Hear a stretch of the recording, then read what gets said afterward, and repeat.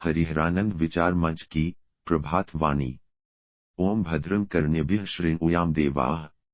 भद्रं पश्येमाक्षभिर्यजत्राः स्थिरैरङ्गैस्तुष्टुवांसस्तनूभिः। व्यशेम देवहितं यदायुः। ओम पूर्णमदः पूर्णमिदं पूर्णात् पूर्णमुदच्यते।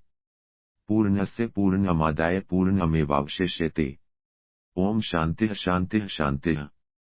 परम पूज्य आत्मन सुप्रभात। मैं उदयपुर राजस्थान से हरिहरानंद विचार मंच की दिव्य प्रभात वाणी के इस अत्यंत विस्मित करने वाले और विरक्ति की पराकाष्ठा से परिपूर्ण अंक के साथ उपस्थित हूँ। आज के इस आध्यात्मिक सत्र का वाचन मैं आपका आत्मीय कपिल देव आमेटा गंगा मैया की पावन लहरों और ऋषियों के कठोर त्याग का स्मरण करते हुए आप सभी के परम कल्याण हेतु प्रस्तुत कर रहा हूँ।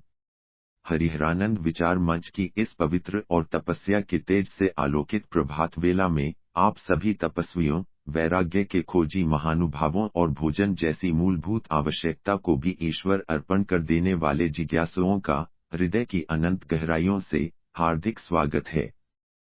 कल के अंक में हमने पद प्रतिष्ठा से अनासक्ति के विषय में जाना था कि कैसे स्वामी जी ने उच्च पदों पर रहकर भी अपनी साधना को ही सर्वोपरि माना।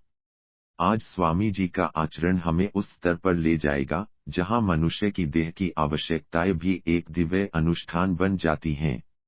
आज हम जानेंगे कि क्यों स्वामी जी अन्न क्षेत्र से मिले भोजन को गंगा में डुबोकर ग्रहण करते थे। आज की वाणी हमें सिखाएगी कि त्याग वस्तुओं का नहीं बल्कि उनके प्रति हमारी जिह्वा की आसक्ति का होना चाहिए। श्रीमद् भगवद गीता से दिव्य प्रेरणा। प्रिय श्रोताओं, जो मनुष्य अपने भोजन को यज्ञ की भांति ग्रहण करता है, उसका पूरा जीवन ही पवित्र हो जाता है। भगवान श्री कृष्ण ने गीता के दिव्य उपदेशों में अन्न की शुद्धि और उसे ग्रहण करने की विधि के विषय में जो अमृत वचन कहे हैं, वे साधक को भौतिकता से ऊपर उठाते हैं। श्लोक। यज्ञशिष्टाशिनः संतो मुच्यन्ते सर्वकिल विषयः। भुंजते ते त्वघं पापा ये पचन्त्यात्म कारणात्। श्रीमद् भगवद गीता अध्याय 3 श्लोक 13। व्याख्या और भावार्थ। इस अत्यंत महत्वपूर्ण श्लोक में योगेश्वर श्री कृष्ण कहते हैं कि यज्ञ से बचे हुए अन्न को खाने वाले श्रेष्ठ पुरुष सब पापों से मुक्त हो जाते हैं, और जो पापी लोग केवल अपने शरीर पोषण के लिए ही अन्न पकाते हैं, वे तो पाप को ही खाते हैं। यहाँ भगवान स्पष्ट कर रहे हैं कि भोजन केवल पेट भरने की वस्तु नहीं है। यदि भोजन करने से पहले उसे भगवान को अर्पित न किया जाए या उसे केवल स्वाद के लिए खाया जाए, तो वह बंधन का कारण बनता है।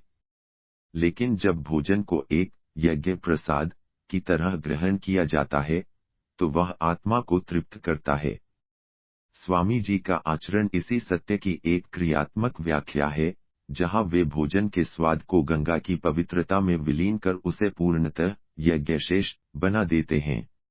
आज का हमारा दोहा इसी विलक्षण त्याग और विरक्ति के अनुष्ठान को स्वामी जी के अमृतमयी शब्दों में अभिव्यक्त करता है। दोहा 64 भोजन का आध्यात्मिक कृत्य। अब हम पूज्य स्वामी जी की दिव्य वाणी से निकली हरिहरानंद दोहावली के इस 64वें पावन सूत्र को अपने जीवन में धारण करेंगे। दोहा पाठ। अन्न क्षेत्र भोजन ग्रहण, गंगा में डुबाए सोए। भभूति त्याग की महिमा, सो ही अनुष्ठान होए। भावार्थ। यह दोहा स्वामी भभूति शंकर जी के जीवन के एक ऐसे विलक्षण और विस्मयकारी पक्ष को उजागर करता है, जिसे सुनकर आधुनिक बुद्धि चकित रह जाती है।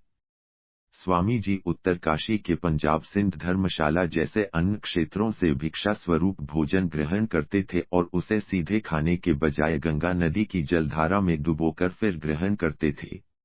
स्वामी जी कहते हैं कि यह कृत्य केवल एक आदत नहीं, बल्कि उनके त्याग की उच्चतम महिमा है। भोजन को गंगा में डुबोने से उसका सारा स्वाद नष्ट हो जाता था और वह केवल एक पवित्र औषधि बन जाता था। वे कहते हैं कि आसक्ति को मिटाने का यही उनके जीवन का वास्तविक अनुष्ठान था। दोहे की व्याख्या और आध्यात्मिक विश्लेषण। प्रिय आत्मन, इस दोहे में छिपे हुए विरक्ति के रहस्यों को आइए मैं, कपिल देव आमेटा, अत्यंत विस्तार और गहराई के साथ आपके समक्ष विश्लेषित करता हूँ। एक अन्न क्षेत्र भोजन ग्रहण, पूर्ण भिक्षु जीवन। स्वामी जी ने कभी स्वयं के लिए भोजन नहीं पकाया, वे भिक्षा पर निर्भर थे। अन्न क्षेत्र से भोजन लेने का अर्थ है अपने कर्ता होने के अहंकार को पूरी तरह मिटा देना। वे जो कुछ भी प्रभु की इच्छा से मिलता उसे स्वीकार करते थे।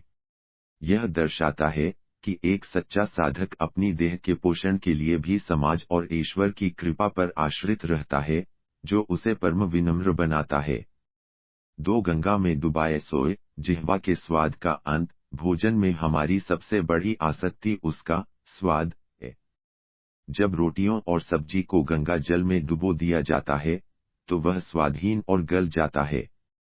स्वामी जी ऐसा इसलिए करते थे ताकि मन कभी भोजन के स्वाद की मांग न करे। वे भोजन को केवल प्राण रक्षण का एक साधन मानते थे, न कि जीव के मनोरंजन का। गंगा में डुबोकर वे उस अन्न को पूर्णतः पवित्र और निष्काम बना देते थे। यह क्रिया बताती है कि उन्होंने अपनी इंद्रियों पर विजय प्राप्त कर ली थी। 3 त्याग की महिमा। आसक्ति का विसर्जन। त्याग का अर्थ यह नहीं है कि हम खाना छोड़ दें, बल्कि त्याग का अर्थ है कि हम खाने के प्रति जो हमारा राग या लगाव है उसे छोड़ दें। स्वामी जी ने वस्तुओं को नहीं छोड़ा, बल्कि वस्तुओं के प्रति जो मन का झुकाव था उसे गंगा की लहरों में बहा दिया।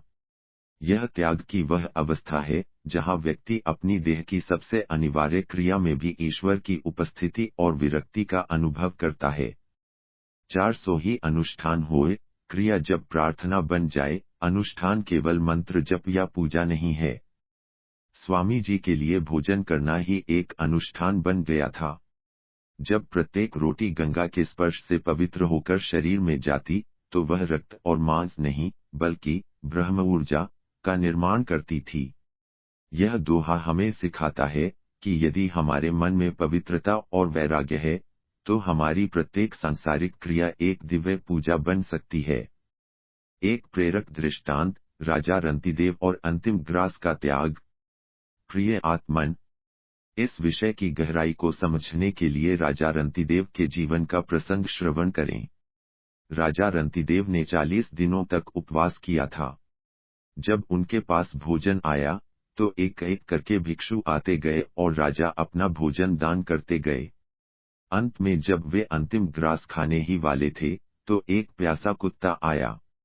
राजा ने वह भोजन भी उसे दे दिया और स्वयं केवल पानी पीकर रह गए। उन्होंने कहा, मुझे न सिद्धि चाहिए न मोक्ष, मुझे तो केवल जीवों के दुख दूर करने की शक्ति चाहिए। स्वामी भभूति शंकर जी का आचरण इसी परंपरा का हिस्सा है। वे भोजन को गंगा में डुबोकर यह सिद्ध करते थे कि उनके लिए स्वाद से अधिक महत्वपूर्ण संयम और पवित्रता है। उन्होंने अपनी देह को केवल एक मंदिर की तरह उपयोग किया जिसमें वे गंगाजल से शुद्ध किया हुआ नैवेद्य अर्पित करते थे। आज का संकल्प और साधना सूत्र। प्रिय आत्मन, इस वाणी को अपने जीवन के व्यवहार में उतारने का प्रयास करें। आज के लिए आपका विशेष संकल्प यह है, आज आप जब भी भोजन करें तो उसे केवल पेट भरने की क्रिया न समझें। भोजन करने से पहले कम से कम 5 सेकंड के लिए आंखें बंद करें और उस अन्न के लिए परमात्मा को धन्यवाद दें। आज आप यह प्रयास करेंगे कि भोजन में यदि कोई कमी हो, जैसे नमक कम होना, तो आप शिकायत नहीं करेंगे और उसे प्रसाद मानकर ग्रहण करेंगे। आज आप यह संकल्प लें कि आप स्वाद के गुलाम नहीं बनेंगे, बल्कि जो शरीर के लिए स्वस्थ है उसे ही वरीयता देंगे। याद रखें, जैसा अन्न वैसा मन। शुद्ध और सात्विक भाव से किया गया भोजन आपके विचारों को भी गंगा की तरह पवित्र बना देगा। परम पूज्य आत्मन, आज हमने समझा कि कैसे एक सच्चा योगी भोजन जैसी सामान्य क्रिया को भी त्याग और साधना का अनुष्ठान बना देता है। आइए, आज हम अपनी आसक्तियों को गंगा की पावन धारा में प्रवाहित करने और अपने जीवन को संयमित बनाने का संकल्प लें। स्वामी जी की यह वाणी हमें वह आंतरिक शक्ति प्रदान करे जिससे हम अपनी इंद्रियों के स्वामी बन सकें। इन्हीं दिव्य विचारों, पावन संकल्पों और परम पूज्य स्वामी जी के अनंत आशीर्वाद के साथ मैं कपिल देव आमेटा आज की इस प्रभात वाणी को यहीं विराम देता हूँ। आप जहाँ भी रहें, आपका प्रत्येक कर्म एक पवित्र अनुष्ठान बने। आप निरंतर सुनते रहिए हरिहरानंद विचार मंच की यह दिव्य और कालजयी प्रभात वाणी। धन्यवाद। ओम शांतिः शांतिः शांतिः। विशेष निवेदन। प्रिय श्रोताओं, यदि स्वामी भभूति शंकर जी के ये दुर्लभ प्रसंग और प्रभात वाणी आपके जीवन में संयम का संचार कर रही है, तो आपसे निवेदन है, हमारे हरिहरानंद विचार मंच को सब्सक्राइब करें और बेल आइकन दबाएं। यदि आज की यह कथा और दर्शन आपको पसंद आया हो, तो वीडियो को लाइक करें। कमेंट में गंगा मैया की जय या सच्चा त्याग लिखकर अपने विचार साझा करें। इस वीडियो को अधिक से अधिक शेयर करें ताकि यह पवित्र प्रेरणा घर घर पहुंच सके। आपका सहयोग ही हमें इस सेवा पथ पर आगे बढ़ने की ऊर्जा देता है।